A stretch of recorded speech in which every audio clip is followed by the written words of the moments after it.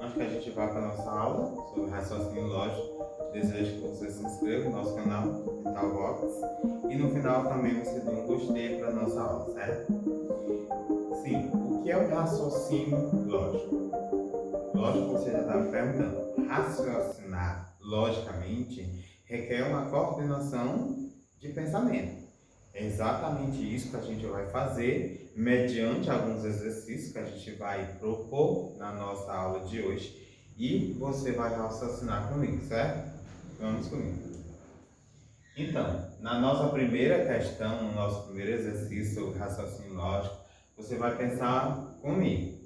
Ele diz aqui, na tabela há um número escondido na casa azul. E na soma dos números da primeira linha é igual à soma dos números da segunda linha. Qual é o número escondido? Então, ele diz aqui que há uma tabela com números dispostos. Na primeira linha tem todos os números, na segunda linha tem um número escondido, como a gente vai ver aqui na próxima tela. Então, primeira linha, segunda linha. Primeira linha tem os números 1, 3, 5, 7, 9, 11, 13, 15, 17 e 213, certo? Todos os números desta linha estão apresentados e conhecidos. Na segunda linha tem o quê? 3, 5, 7, 9, 11, 13, 15, 17 e 19. E um número que eu não sei, que ele diz que é no espaço azul, que eu não sei. Aí ele diz que a soma da primeira linha e a soma da segunda linha são iguais. Quando eu somar todos os números da primeira linha e os números da segunda linha, deve dar o mesmo valor. Então vamos fazer aqui. A gente vai fazer a soma dos números da primeira linha, como eu fiz aqui. Toda a soma dos números da primeira linha deu o quê? 2094. E você vai somar os números também da segunda linha que você conhece, mais o número que eu chamei de x, que é o número da casa azul, que eu chamei aqui de x. Então você vai somar todos eles. E quando soma com o número que você não conhece, dá 2094 também, porque ele disse aqui na nossa questão que se eu somar a primeira linha e a segunda linha, deve dar o mesmo valor. Então, somando, a primeira linha dá 2094. E somando aqui a segunda linha, dá 99. 99 mais o número que eu não conheço deve dar 2094, como está disposto na primeira linha. Então, eu vou isolar o número que eu não sei e igualar ao valor que eu tenho na primeira linha, que é 2094, e retirar os valores que eu já conheço aqui da segunda linha, que no caso é 99. Então, o valor que eu não conheço aqui na última casa é 1995. Se eu somar com 99, deve dar 2094, certo? Essa aí é a resposta da nossa primeira questão. Na segunda questão diz o seguinte: na malha hexagonal representada na figura a seguir, a casa central recebeu o número 0. E as casas vizinhas vai crescendo, né? 2, 3, 4 e assim, até chegar na sexta, o número da casa 6.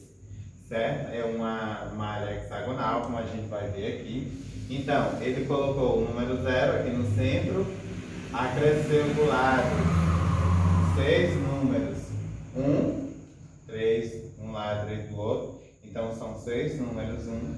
Se ele acrescentou de novo a próximo número, é o número 2.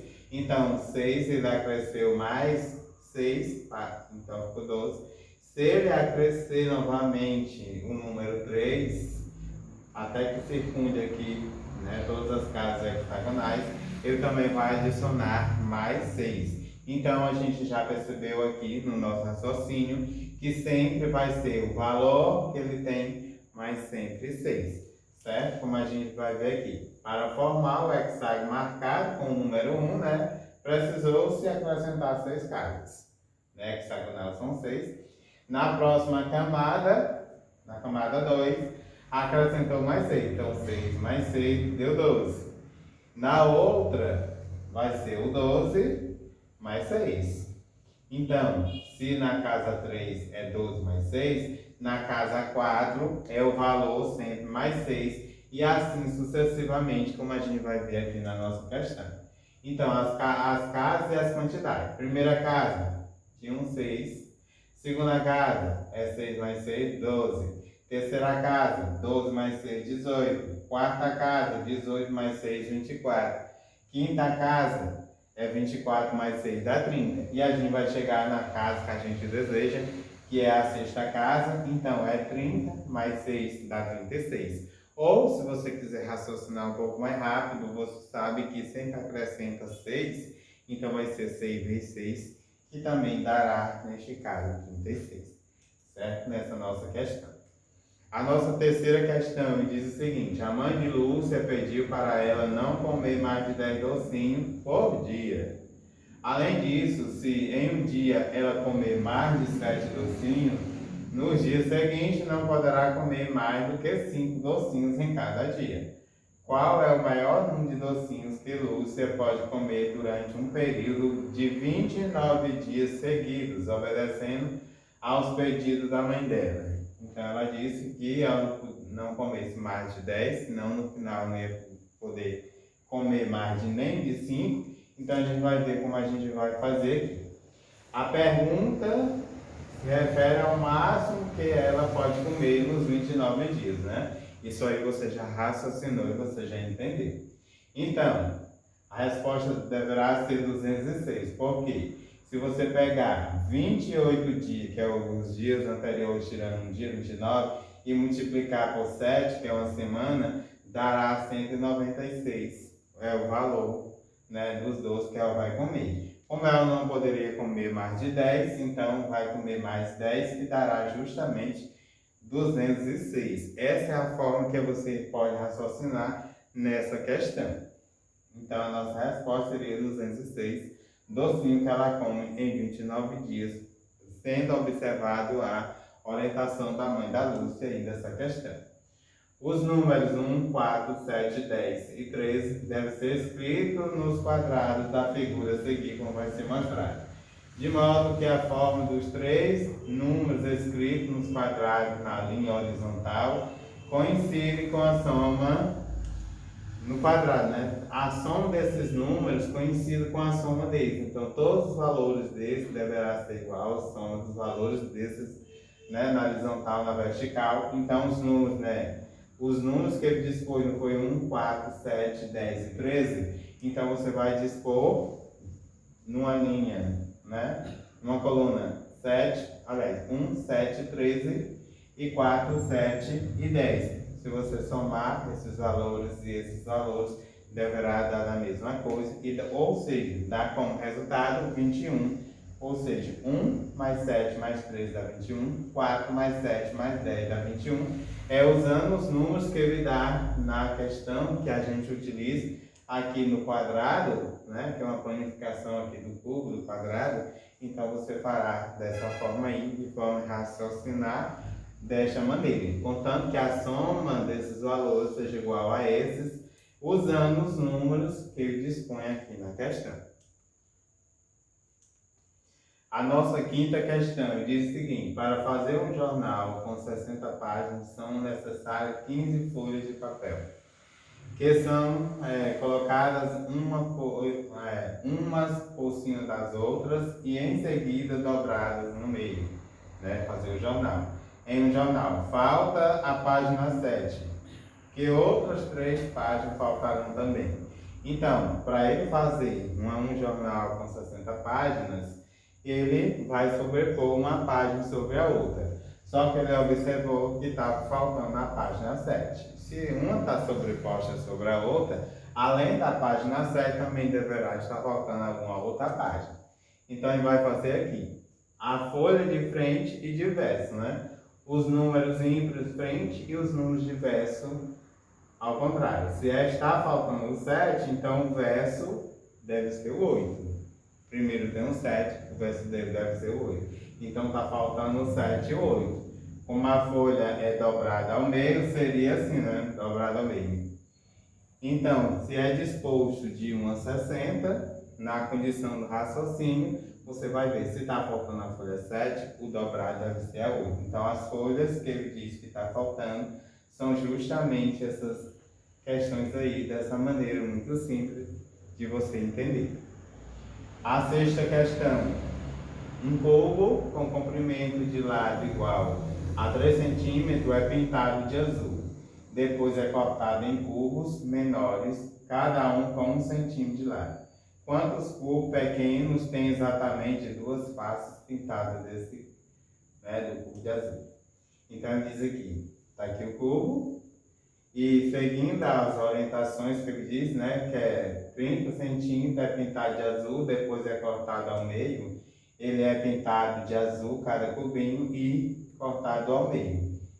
Então, após cortar os cubos menores, teremos o cubo grande, que é o cubo grande. Após cortar os menores, todos eles, você vai cortar o cubo grande também de uma cor dividida em 7 partes, que eu já informo aqui. E os cubos que ficam nos vértices, o vértice é a pontinha, do cubo. Então, vai ter sempre o vértice com 3 faces pintadas, que são 8 também, retirando os cubos do centro, do meio. Então, você vai fazer o seguinte, eu já disse que são 27 cubos, quando você corta, tirando os vértices que são 8 e depois são 7, você vai obter um resultado 12. Então, só lembrando a orientação, você vai pegar cada cubozinho pequeno, vai cortar o meio, então vai pintar, então transforma num triângulo, 2 triângulos cada quadrinho, e depois você observa quantos vértices tem cada um, tirando também os cubos do centro. E depois você corta o cubo maior. Observou-se quando você fez isso na contagem, dá 27 cubos, retirando os que tem os vértices que são 8 e 7, dará como resultado 12. A nossa 7ª questão: existe 7 quadrados na figura abaixo, 7 quadrados aqui nessa figura. Quantos triângulos existem a mais do que os quadrados? Então você já observa aqui na figura o seguinte, você já observa quantos quadrados vai existir aí na figura. E você já imagina quantos triângulos já tem aqui. Você já vai imaginar 1, 2, 3, 4, 5, 3, 6 quadrados de imediato. 1, 2, 3 e 4 triângulos também. Só que se ele pergunta, ainda tem um triângulo maior, nesse caso, que você pode observar. Quando você faz a formação, por exemplo, você vai observar dentro desse que tem um quadrado aqui, se você observar um triângulozinho em cima, mas se você tirar os de dentro, você vai observar que aqui tem já um triângulo. Aqui já é outro triângulo, além do triângulo maior. Então, fazendo todas essas observações, a gente vai anotar e a gente vai ver quantos quadrados tem a menos ou a mais do que os triângulos, certo? Ele está perguntando quantos triângulos existem a mais do que os quadrados. Então, você vai fazer o seguinte, fazendo a observação que eu expliquei aí para você. Repare que temos apenas 6 quadrados formados por um único quadradinho. Foi a observação inicial que a gente fez aqui, 6 quadrados. O 7º quadrado, na verdade, é um quadrado perfeito de 4 lados. O sétimo quadrado, que você vai observar que esse quadrado, 1, 3, 6. Esse aqui do meio formado pelos 4 quadrados também dá um quadrado. E assim sucessivamente. Nessas observações, você vai ver que são 10 quadrados, tirando os 7 triângulos, então tem 3 triângulos a mais do que os quadrados, certo? Essa foi a nossa aula sobre raciocínio lógico, uma aula bem interativa, só que você pensa um pouquinho de forma matemática, como a associação dos casos pode estar existindo, e a partir daí você vai chegar nas suas soluções. Não esqueça de inscrever-se no nosso canal.